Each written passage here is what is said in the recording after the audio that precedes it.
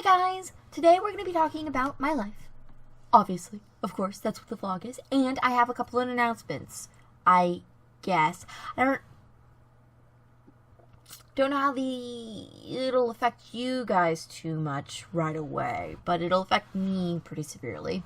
So, let's do announcements first. Yeah, sure. Okay, so announcements, it's only one announcement. So the announcement is that I'm going to quit work, which is a big deal, I guess. So it'll free up tons of time since currently I'm full-time cashier person.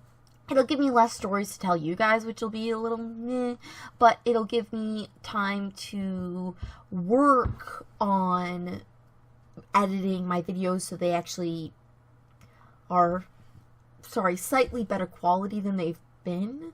Because I feel like I'm not putting enough time into them, but I don't really have the energy or time to invest more than I am right now. But when I have finally, like, 2 weeks up over, I haven't actually sent in the 2-week notice, but I plan to do it in a couple of days.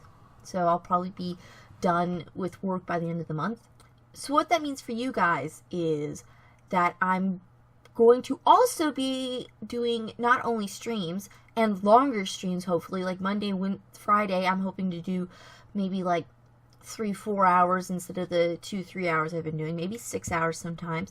Though the Mass Effect stream I'm going to be doing for 6 hours until I quit, and I might up it back to 12 hours once I'm finally finished with work.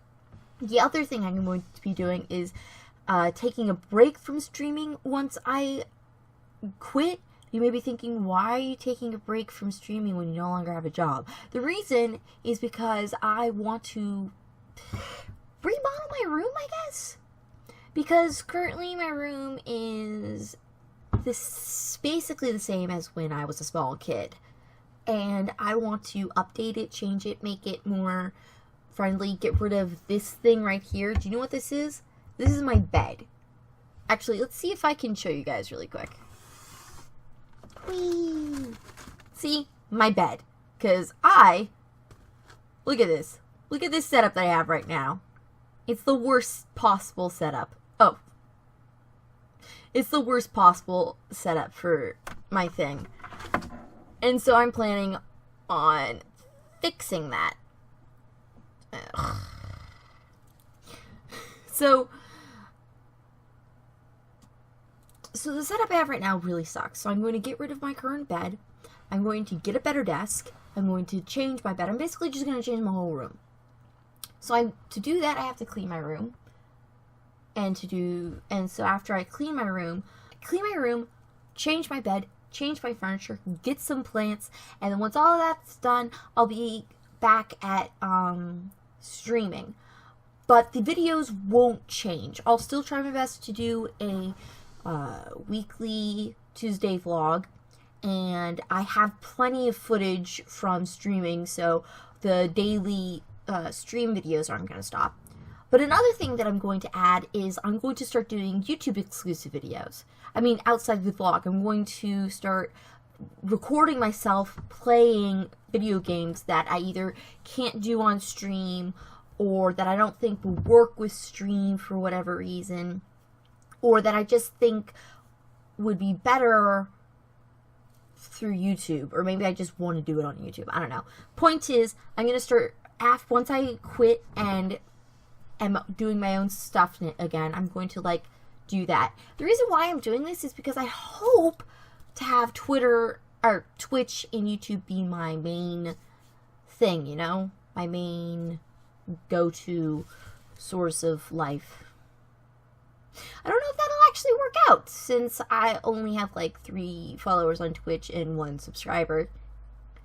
But hopefully it's just because it hasn't been all that long. I've only been doing this for 2 months. People don't get enough to partner it for a year, so I'm gonna stop complaining about that. So that's my plan for right now. Quit work, remodel my room so it's better fit for everything. I might actually start adding illustrations to my YouTube videos and have illustrations for my Twitch channel, which I feel like you guys might enjoy. I don't know. I hope you would enjoy it. I'm gonna make everything pretty once I have time, because right now I have the time and energy to do what I'm doing right now, and actually I don't have the time or energy to do what I'm doing right now, but I'm doing it anyway because I want to. That's why I'm quitting, because I'm not putting out quality stuff, and I don't even have the energy for what I'm doing right now, and so I want to concentrate more on what I'm doing right now. Basically, is my stance right now. Okay, announcements done. Oh, did I tell you guys? Yeah, okay. I did. So now that announcements are over, I'm going to talk about a book that I've been reading recently called The 13th Child. It is a good book. It's kind of slow paced, so I'm not sure if most people would like it, but it has a really fun concept, and the characters, okay, the main character is a person. Like, she's not a stereotype, she's not 2D, she's not flat, she's a solid person. And, like, more of a person than I feel like other books do. And so, the other characters kind of are lacking, but they're still people as well, but you don't get to see as much as of their life since it's narrated by her. It's kind of journal-like, or diary-like. But, yeah. But not like she's talking to a narrator-like. Anyway, so the other characters are kind of 2D and the story is kind of flat, but she's done really well, and the writing style is really fun to read. So it's actually a pretty good book, even though it does have its own faults. So the book is basically you follow a girl who named Effie, or F. Anyway, so F is the 13th child, and her twin brother is the 7th son of a 7th son. And in this world, a 7th son of a 7th son is a natural magician. So they can just use magic like wham. While most kids have to learn or study and stuff before they can even try.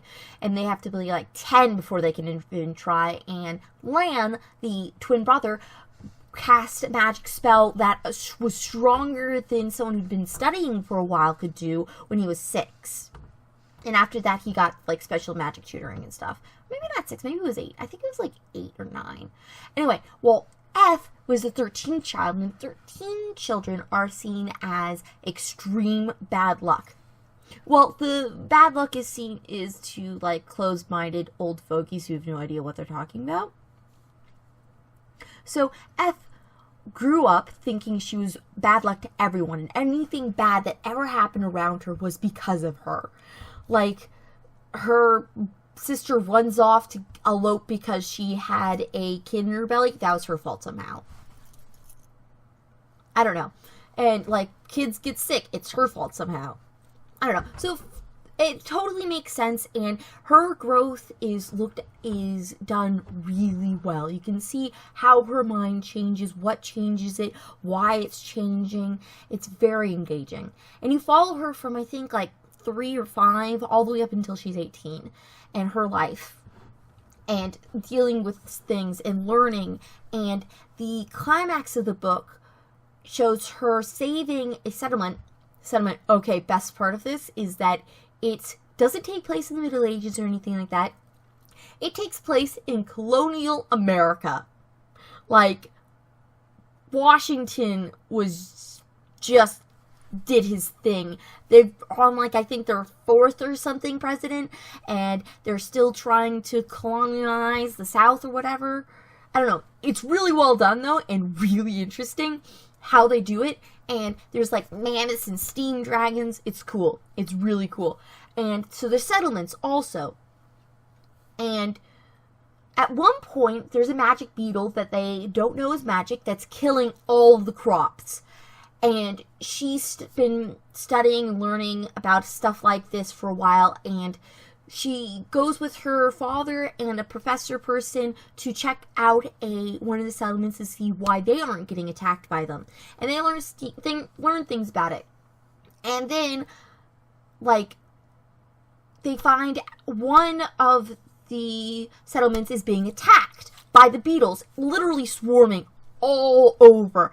And she's able to save the village. And so she's a hero or heroine. And it's really cool because she doesn't save the day because she unlocks power deep inside of her that she's always had this whole time that no one knew about because of stupid reasons or whatever, or any prophesized thing. And it's not like, you know how it is in fantasy books. Like, they're destined to do something because of destiny and fate and whatever. But she's able to do it because of how she grew up, what she learned. And they start you out with 3 so you can understand how she came to be this person that was able to save it. Because if they just threw you in when she was 18, you wouldn't get it. You would think, oh wow, she just happens to have these magic power and knowledge that no one else has because of reasons to save this village. And it's like, no, actually, there are specific reasons with who she is and how she grew up that led her to where she needed to be to save the day. And it's done very well. And the main character's a chick, but she's not like stereotype chick. She's not super feminine, but she's also not someone who rejects femininity or like at some point rejects it and learns to accept it along the way. She's like a normal girl who kind of dislikes the negativities, the cons of wearing a skirt because it's difficult to ride a horse in a skirt and they kind of get dirty and whatever. And she would rather not sew, and sometimes she wants to go out and do boy thing, but it's not like she wants to overthrow things because she's a person. She's a complex person with complex wants and desires. And I really love how the book is done and made. And I recommend it to anyone who loves fantasy and magic and doesn't mind it being really slow paced, because like it doesn't get action, it doesn't become actiony until like third to last chapter or something. Like 3 chapters left and action happens. Yeah. Also, there's no romance. I think it's because she might be aromantic, asexual. I don't know, they don't really delve into it, but at some point she's talking about boys with her sister, and her sister's like, so, is there any boys she's interested in? She's like, I'm 18, I'm way too young to be interested in boys. And I'm like, sweetheart, there are people who are married at 18. She's adorable and I love her. So I'm pretty sure she's aromantic, asexual. Or at the very least asexual. It's great, she's great, I love her. She's, I hate her uncle. Her uncle is one of the reasons why she felt so hard. The dude called the police on a 5-year-old purely because she's a 13th child. So he saw her in front of his door, playing, because it's a small village, whatever. She's playing in front of his door. And so he calls the police and is all like, this child's evil. She's doing evil things. And the police comes there because he thought she was actually doing something wrong and didn't realize she was 5. And he comes to her house and she freaks out. She thinks she's actually going to get arrested for being a 13th child because of this dude who calls the police on a 5-year-old. Oh well. She leaves the place where he lives anyway, so everything's fine. Okay, so I'll see you guys next week. Have a gorgeous day until then. Or not. I don't know. I don't really care. Maybe your life sucks. And if it sucks, then feel bad. Because sometimes you just need to feel bad. And not enough people tell you it's okay to feel bad. So if you want to feel bad, feel bad. Otherwise, have a gorgeous day.